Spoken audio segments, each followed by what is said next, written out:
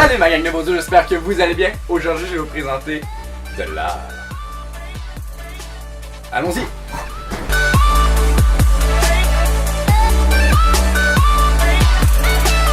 Voici ce qu'il y en a des composantes que vous aurez besoin. Un strip LED, un contrôleur de LED 12 volts qui vient avec sa manette, une imprimante 3D pour faire la base. Moi, c'est ça que je vais utiliser. On n'est pas obligé d'avoir l'imprimante 3D, on peut faire une base en bois. Ça fait la même job. Un power supply 12 volts. Moi, j'ai les miens qui en a un. J'en ai un en dessous de mon lit et un en dessous de mon ordinateur. Alors, c'est de ça que je vais me servir pour faire mon alimentation 12 volts. Je vais juste faire passer deux fils.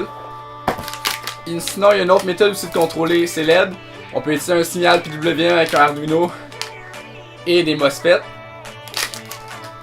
Et pour finir, le plus important, une plaque d'acrylique, je pense. Acrylic sheet. Sur une plaque d'acrylique. Tu me vois plus.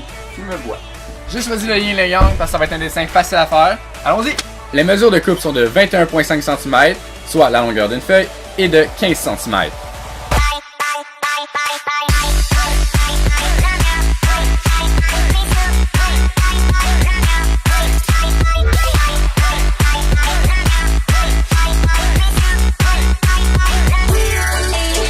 Ok, j'avoue, gros fail avec l'exacto, alors on sort la retirée là.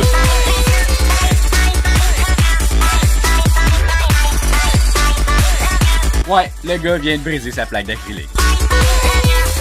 Enfin, après tous ces fails, si on peut en retenir une chose, j'ai vraiment pas les bonnes méthodes.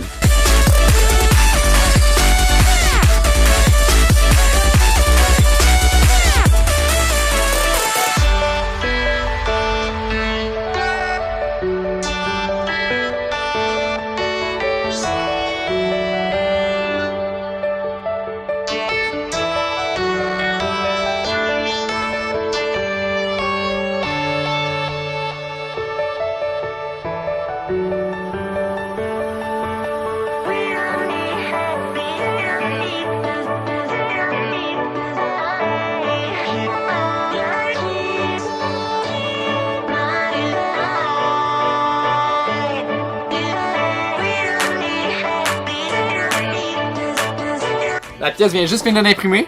Sérieux, elle est vraiment belle. Checkez-moi ça. Elle est clean as fuck. Il me reste juste à nettoyer mon impression 3D. Assembler les pièces, les LED à l'intérieur. J'ai laissé une petite fente comme vous pouvez voir juste ici. J'ai aussi laissé assez d'espace pour pouvoir rentrer le bloc. Sinon, rip. On va croiser les doigts. Ouais, j'ai laissé assez d'espace pour rentrer le bloc. Le seul à faire, c'est exactement ce que je pensais qu'elle allait arriver. Dans le fond, pour réussir à imprimer le trou qui est ici, il a fallu que je fasse des grosses curves ici à l'intérieur, mais ça empêche mon truc de rentrer. Donc je risque de grinder ça pour le faire rentrer. Soit grinder le tout ou briser la boîte. J'aimerais ça péter cette boîte là. J'ai essayé une fois là puis ça a vraiment pas fonctionné. Ouais, on va regarder ça. Ouais, that's work. Oh nice. Faut juste réussir à décliper les clips qui rentrent ici sur les côtés. Pas bien, et maintenant, ça va être super fastoche. Là, on va passer le filament en dessous.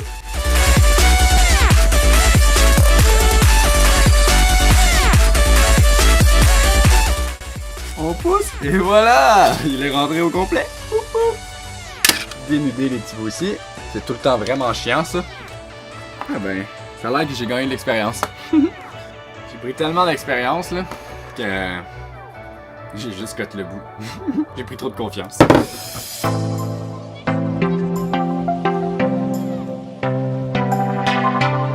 Ce que vous voyez ici, il y a un petit vernis par-dessus. Fait qu'il faut que j'enlève le vernis pour réussir à souder.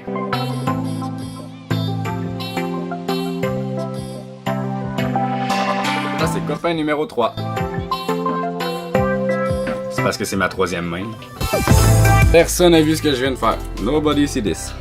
Je viens surtout pas de faire un gros court-circuit entre toutes les fils. Nope. Fait que débranchez votre alimentation. Conseil d'amis. Avant de prendre une pince puis court-circuiter 4 fils ensemble. Quand j'appuie sur vert, ça donne vert, bleu, ça donne bleu, rouge, ça donne rouge, blanc, ça donne blanc. Wouhou! Ça marche, number one.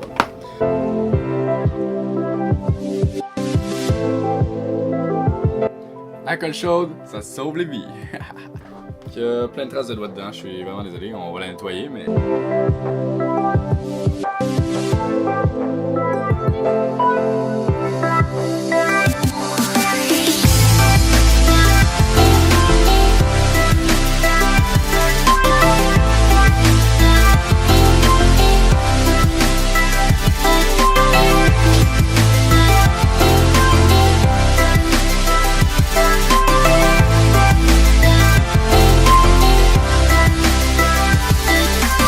Le look final est vraiment beau, c'est vraiment pas à ça que je m'attendais au début.